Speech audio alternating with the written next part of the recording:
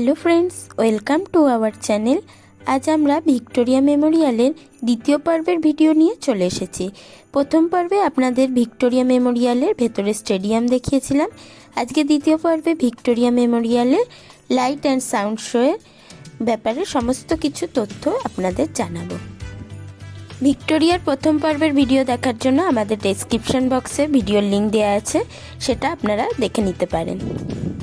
Victoria stadium দেখার পর আমরা মোহরকুঞ্জের সামনের যে গেট, সেন্ট পলস ক্যাথিড্রাল সামনের ইস্ট গেট দিয়ে আবার ভিক্টোরিয়ার ভিতরে প্রবেশ করলাম। ভিক্টোরিয়া লাইট অ্যান্ড সাউন্ড শোয়ের এই লিস্টটা দেখতে দেখতে আপনারা জেনে নিন যে প্রবলেমগুলো আমরা ফেস করেছিলাম। লাইট অ্যান্ড সাউন্ড শো দেখার জন্য আমরা বিকেল 5টা থেকে স্টেডিয়াম থেকে বেরিয়ে এসেছিলাম, এখানে লাইন দেব বলে, টিকিটের লাইন দেব বলে। টিকিটের লাইনে আমরা 5টা থেকে দাঁড়িয়ে, যে টিকিট 5:30 থেকে দেওয়ার কথা সে টিকিট 5:30 থেকে দেয় না, সেটা দেয় প্রায় 6:45, 6টা বাজিয়ে দেয়, তারপর টিকিট দেয়। টিকিট পাওয়ার পর ভেতরে ঢোকারও একটা বড় লাইন পড়ে, সেই লাইনে আমরা প্রায় 6:30টার পর অবধি দাঁড়িয়ে থাকি। 6:30 থেকে শো শুরু হওয়ার কথা, 6:30টায় শো কোনোদিনই শুরু হয় না, প্রায় 6:45 পর বা 7টা বাজার 5-10 মিনিট আগে শুরু হয়। তাই আমাদের প্রায় 1.5-2 ঘন্টার ওপর এখানে দাঁড়িয়ে থাকতে হয়েছিল, ভীষণ পায়ে ব্যথা হয়ে গেছিল। তবে এটুকু হলপ করে বলতে পারি, যতই কষ্ট হোক শো দেখার পর আপনাদের মন একদম ভালো হয়ে যাবে, এই সমস্ত কষ্ট ভুলে যাবেন। আমরাও ভুলে গিয়েছিলাম। হ্যাঁ, সেই মুহূর্তে ভীষণ পায়ে ব্যথা করছিল ঠিকই, যাই হোক তারপর আমরা ভেতরে প্রবেশ করতে পেরেছি। রাতে আমাদের ভিক্টোরিয়া মেমোরিয়াল দেখতে অপূর্ব লাগে, দেখে নিন। আমরা মিডিলের দিকে একটা সিটে বসে পড়েছিলাম। লিস্টটা আর বলবো না, আপনারা নিজেরাই দেখে নেবেন লিস্টটায় কী দেওয়া আছে। আমরা রবিবার দিন গেছিলাম, সেদিন আমরা বাংলায় শো দেখেছিলাম। আমাদের 100 টাকা করে টিকিট নিয়েছিল, আর এখানে প্রায় 350 সিট পাতা হয়, আর যেদিন যেমন লোক হয় সেই অনুযায়ী এখানে সিট বুক করা হয় বা পাতা হয়।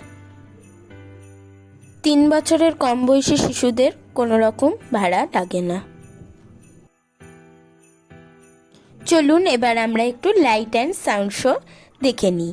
এখানে আমরা তো পুরোপুরি সব ভিডিও শেয়ার করতে পারবো না, পুরো ভিডিও ভালোভাবে দেখতে হলে এই ভিক্টোরিয়াতেই চলে আসতে হবে লাইট অ্যান্ড সাউন্ড শো দেখার জন্য।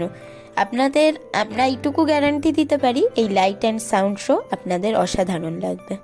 চলুন আমরা দেখে নিই। আগে খেতে পোস্ত, এখন খাচ্ছ পাস্তা। আগে চড়তে হাতি, এখন ফ্লাইওভারের রাস্তা। বদলে যাচ্ছে, সেমও থাকছে। 4 রকম ছদ্মবেশ, একেবারে থ্রিলার। তার উপরে আক্ষরিক অর্থেই তিনি মৃত্যুহীন। এরকম সুপার হিরো কলকাতা আর পাইনি। Stone man. যা, এত মরবির জিনিস দিয়ে ইতিহাস শুরু হবে? আমার মনে হয় সেরা ভিলেন হলেন অমিতাভ বচ্চন। অমিতাভ বচ্চন? কেন? বারে টেলিভিশন থেকে সরাতেই হবে। আরে সুরেন্দ্রনাথ ব্যানার্জির নেতৃত্বে এখানেই তো তৈরি হয়েছিল জাতীয়তাবাদী ইন্ডিয়ান অ্যাসোসিয়েশন, তারপরে এখানেই হয়েছিল অল ইন্ডিয়া ন্যাশনাল কনফারেন্স, আর সেই থেকেই তো কংগ্রেস। সাথে কি ব্রিটিশরা সুরেন্দ্রনাথকে বলতো সারেন্ডার নট। বঙ্গভঙ্গ তো করেই উঠতে পারলো না সাহেবরা প্রতিবাদের চোটে। কোথায় ছিল তোমার প্রতিবাদী ফটো?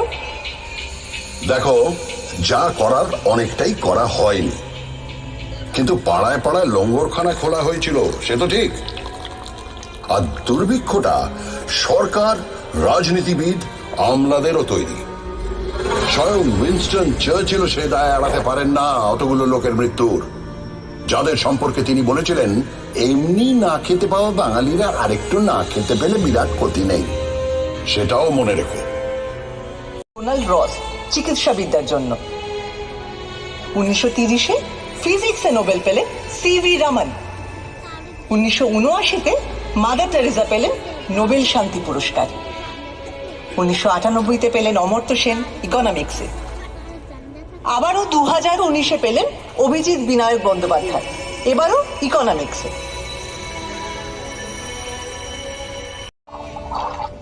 1995 সালে এক দুপুরে হঠাৎ নাকি গণেশ দুধ খেতে লাগলেন। মন্দিরের গণেশ, ক্যালেন্ডারের গণেশ, ঘুলঘুলির গণেশ, কেউ বাদ নেই। পরি মরি করে সবাই দুধ নিয়ে ছুটতে লাগলো। এমন মিরাকল থেকে বাদ পড়ে গেলে পুণ্যের কোটায় কম পড়ে যাবে যে। তাদের গায়ে নিশ্চয়ই ডিরোজিওর অদৃশ্য ঘুষি পড়েছিল। ভোর প্যাচওয়ালা, রাত্রির জুড়ে বোমা আর পুলিশের জিপের শব্দ, আর দিনের বেলা গঙ্গা জুড়ে উজ্জ্বল যুবকদের লাশ ভেসে যাওয়ার দৃশ্য। তোমার গায়ে অনেক গরম রক্ত ছিটকে পড়েছিল। আদর্শ প্রথা সব হারিয়ে গেছিল নতুন নতুন মুখোশের আড়ালে।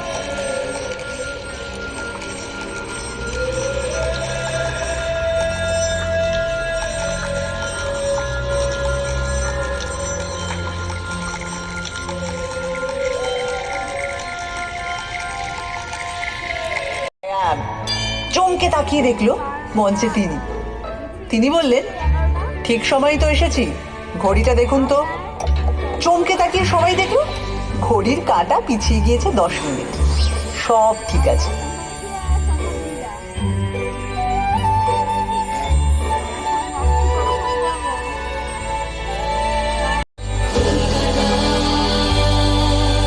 শেষ।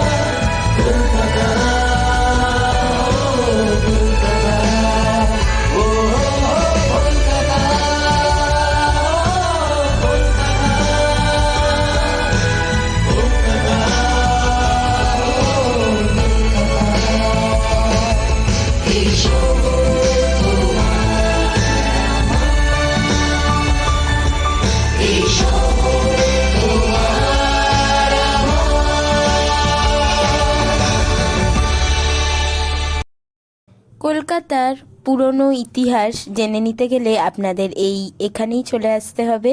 ভিক্টোরিয়া মেমোরিয়ালের লাইট অ্যান্ড সাউন্ড শোয়ে কলকাতার পুরনো দিনের পুরো ইতিহাস খুব সুন্দরভাবে বিশ্লেষণ করে এখানে দেখানো হয়েছে ও বলা হয়েছে। আপনারা আজই চলে আসুন এখানে এই শোটা দেখার জন্য। আর তারপর আমাদের এই শো শেষ হলো প্রায় 7:30 নাগাদ। তারা 7টায় শুরু হয়ে 7:30 7:40 নাগাদ শেষ হলো। একটা 40 মিনিটের শো। 100 টাকা আমাদের যেন মনে হলো পুরো উসুল হয়ে গেল। দারুণ হয়েছে শোটা, আমাদের ভীষণ ভালো লেগেছে। আজকের মতো এখানেই ভিডিও শেষ করছি। পরবর্তী ভিডিওয়ে আবার আপনাদের